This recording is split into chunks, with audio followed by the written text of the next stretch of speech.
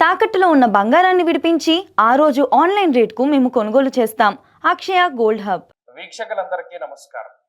2026వ సంవత్సరం వృషభ రాశి వారికి ఏ విధమైనటువంటి ఫలితాలను ఇవ్వబోతూ ఉన్నది అనేటువంటి విషయాన్ని ఈ వీడియో ద్వారా క్లుప్తంగా తెలుసుకునే ప్రయత్నం చేద్దాం. ఇక్కడ ప్రేక్షకులు ఒకటి గమనించాలి. రాజ్యపూజ్య అవమానాలు, ఆదాయ వ్యయాలు ఇటువంటివి ఆంగ్ల సంవత్సరానికి ఉండవు. అతిశయోక్తిగా కొంతమంది ఈ విషయాలను చెప్పినా మీరు ఖండించేటువంటి ప్రయత్నం చేయాలి. ఎందుకంటే ఇది ఇంగ్లీషు సంవత్సరం, దీనికి రాజపూజ్య అవమానాల లెక్క ఉండదు. అలా చెప్పుకోదలు చూస్తే గత సంవత్సరం ఉగాది, విశ్వావసునామ సంవత్సరానికి సంబంధించిన ఉగాదే మనకి ప్రామాణికం. కాబట్టి ఇప్పుడు మనం చెప్పుకోబోయే ఫలితం జనవరి టు డిసెంబర్ 31 మాత్రమే ఇంగ్లీషు ప్రకారంగా. ఇక ఫలితాల్లోకి గనక మనం ముందుకు వెళితే వృషభ రాశి వారికి ఈ సంవత్సరంలో రాహు 10వ స్థానంలో ఉంటారు ఆల్మోస్ట్ ఈ సంవత్సరం మొత్తము. అలాగే సంవత్సరం చివరిలో డిసెంబర్ నెలలో 9వ స్థానంలోకి వెళతారు. కాబట్టి పూర్తి స్థాయిలో రాహు యొక్క బలం ఉన్నట్టే లెక్క. దశమంలో రాహు, చాలా మంది పొరబడేటువంటి అంశం ఏంటి అంటే గోచారంలో త్రిషష్ట లాభ స్థానాల్లోనే పాపగ్రహాలు యోగిస్తాయి అని అనుకుంటారు. అంటే 3, 6, 11లోనే పాపగ్రహాలు యోగిస్తాయి అని అనుకుంటారు. కానీ తప్పు. గోచార భాగంలో చాలా డీప్ గా మనం వెళ్ళగలిగితే రవి దశమంలో యోగిస్తారు, రాహువు దశమంలో కూడా యోగిస్తారు, చంద్రుడు దశమంలో యోగిస్తారు. కాబట్టి ఆ నాలెడ్జ్ కూడా మనకి చాలా ముఖ్యము. ఎందుకంటే ఈ మధ్యన సగం జ్ఞానం ఉన్నటువంటి వారు ఎక్కువ మంది తయారవుతున్నారు, హాఫ్ నాలెడ్జ్. కాబట్టి ఇది గుర్తుపెట్టుకోండి.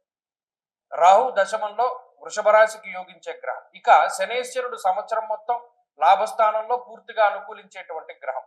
ఆయన మధ్యలో వక్రించినా రాశి మారట్లేదు.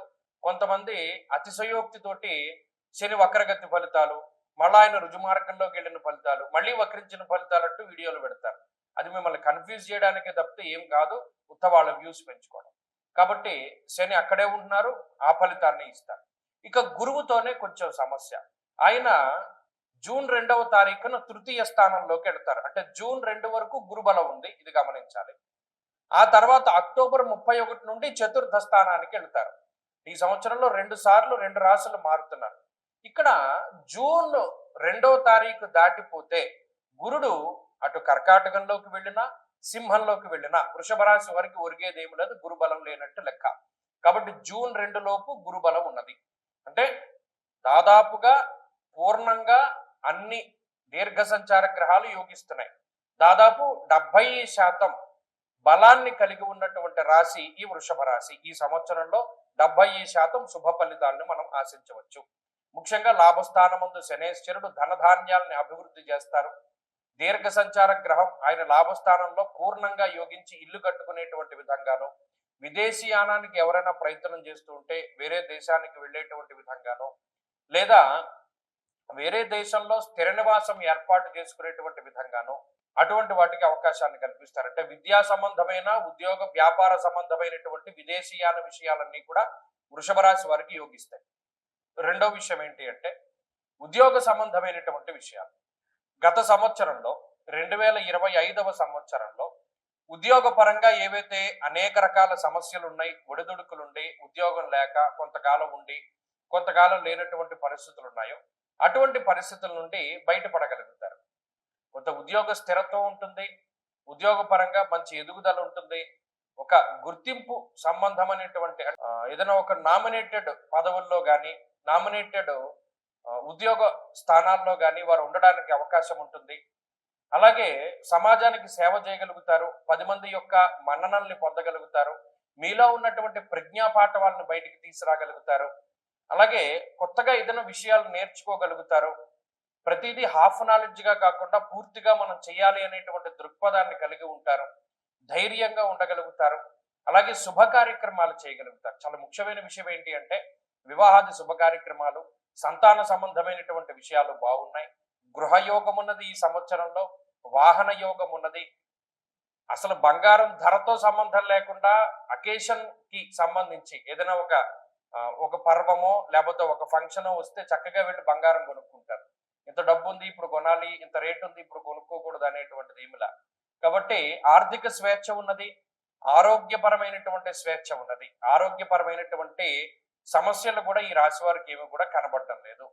అన్నిటి పరంగా కూడా ఈ గ్రహస్థితి చాలా మెరుగైన ఫలితాలు ఇస్తుంది. ఇంకా చెప్పుకోవాలి అంటే జూన్ నెల 2వ తారీఖు లోపు పూర్తి స్థాయిలో ఈ గ్రహస్థితి మీకు అనుకూలంగా ఉంటుంది. జూన్ నెల 2వ తారీఖు దాటిన తర్వాత గురుబలం తగ్గుతుంది. అతిక్లేశం, బంధువైరం, దారిద్ర్యం, దేహపీడనం అన్నది శాస్త్రం. ఉద్యోగపరమైనటువంటి సమస్యలకి, బంధుమూలకంగా ధనాన్ని ఖర్చు పెట్టడానికి, లేదు బంధువులతోటి మాటపట్టింపులు ఏర్పడడానికి వాటికి మాత్రం జూన్ 2 దాటిన తర్వాత కొంత సావకాశం ఉంటుంది. అలాగే అక్టోబర్ 31 దాటిపోయాక చివరి 2 నెలలు, సంవత్సరంలో చివరి 2 నెలలు కూడా అర్ధాష్టమ గురుడు ఫలితాన్ని ఇస్తారు కాబట్టి ఆ సమయంలో యాచనం బుద్ధి చాంచల్య అనగా స్థానచలనానికి అవకాశం ఉంటుంది. ఓ ప్రాంతాన్ని దాటి వేరే ప్రాంతానికి వెళ్ళడానికి అవకాశం ఉంటుంది. అంతేకాకుండా బుద్ధి స్థిరత్వం ఉండదు. కాబట్టి సంవత్సరం చివరి 2 నెలల్లో ఏదైనా నిర్ణయం తీసుకోవాల్సి వచ్చినప్పుడు తీసుకోకండి, వాయిదా వేసుకుంటూ ఉండండి. అలాగే ఈ లోపల ఈ సంవత్సరంలో ఏదైనా ముఖ్యమైనటువంటి ఈవెంట్స్ ఏమైనా ప్లాన్ చేయదలుచుకుంటే జూన్ 2 లోపులోనే ప్లాన్ చేసుకోండి. అప్పుడైతే 90% మీకు గ్రహాల తాలూకు అనుకూలతలు ఉంటాయి. ఇప్పుడు ఈ సంవత్సరంలో ప్రత్యేకించి మరి దీర్ఘ సంచార గ్రహాలు ఆల్మోస్ట్ యోగిస్తూ ఉన్నాయి కాబట్టి దీనికి తోడు జాతకంలో ఉండేటువంటి దశాంతర దశలు యోగించినా కూడా అద్భుతమైనటువంటి ఫలితాలు వస్తాయి. అంటే జాతకంలో దశలు అంతర్దశల్లో యోగదాయకమైనటువంటివి నడిస్తే ఇంకా దీనికి రెట్టింపు ఫలితం వస్తుంది. కాబట్టి ఈ సంవత్సరం మంచి సంవత్సరము. మరిన్ని శుభ ఫలితాన్ని పొందాలి అనుకునేటువంటి వృషభ రాశి వారు ఏం చేస్తారంటే ప్రతి నెలలో కృత్తికా నక్షత్రం వస్తుంది. ఆ కృత్తికా నక్షత్రం రోజున సుబ్రహ్మణ్యేశ్వర స్వామి వారికి సర్పసూక్తంతో అభిషేకం జరిపించుకుంటూ ఉండండి. అలాగే ఇంకొక విషయం గుర్తుపెట్టుకోండి, మౌనంగా ఎక్కువసేపు ఉండడానికి ప్రయత్నం చేయండి. వీలుంటే గురువారాలు మౌన వ్రతాన్ని పాటించండి. ఉదయాస్తమానం అంటే ఉదయం 6 గంటల నుండి సాయంత్రం 6 గంటల వరకు మౌన వ్రతాన్ని చేస్తూ ఉండడం వల్ల మౌనేన కలహం నాస్తి అన్నారు. అంటే మౌనము వల్ల కలహము రాదు. కాబట్టి ఏదైనా చిన్నపాటి సమస్యలున్నా, చిన్నపాటి కలహాలు ఉన్నా ఆ మౌనము వలన ఖచ్చితంగా మీకు ఆ సమస్య నుండి విముక్తి దొరుకుతుంది. కాబట్టి ఈ సంవత్సరంలో అద్భుతమైనటువంటి ఫలితాలని మీరు పొందడానికి ప్రయత్నం చేస్తూ ఉండండి. భగవంతుడి యొక్క అనుగ్రహం వల్ల మంచి ఫలితాలు రావాలి. గత సంవత్సరంతో పోల్చుకుంటే ఈ సంవత్సరం చాలా బాగుండాలి, వృద్ధి ఉండాలి, సంతానం కలగాలి, ఐశ్వర్యం కలగాలి, అలాగే వాహన యోగం కలగాలి, భూక్రయ విక్రయాది విషయాల్లో దోషాలు తొలగిపోవాలి. ఎందుకంటే కూటములు కూడా ఏర్పడుతూ ఉన్నాయి. చతుర్గ్రహ కూటమి, పంచగ్రహ కూటమి, ఇలా అనేక రకాలైనటువంటి కూటములు ఏర్పడుతూ ఉన్నప్పుడు కూడా దాని తాలూకు ఫలితాలు కూడా ఈ రాశి వారికి అనుకూలంగా ఉన్నాయి. కాబట్టి ఇంకా మరిన్ని అద్భుతమైనటువంటి ఫలితాలు చూస్తారు ఈ సంవత్సరంలో వృషభ రాశి వారు. కాబట్టి ఈ విషయాలన్నీ కూడా దృష్టిలో పెట్టుకోండి. అలాగే మన ఛానల్ని అందరికీ కూడా తెలియపరచండి. వీలున్నంత వరకు అందరికీ కూడా షేర్ చేస్తూ ఉండండి ఈ ఇన్ఫర్మేషన్ అంతా కూడా. స్వస్తి.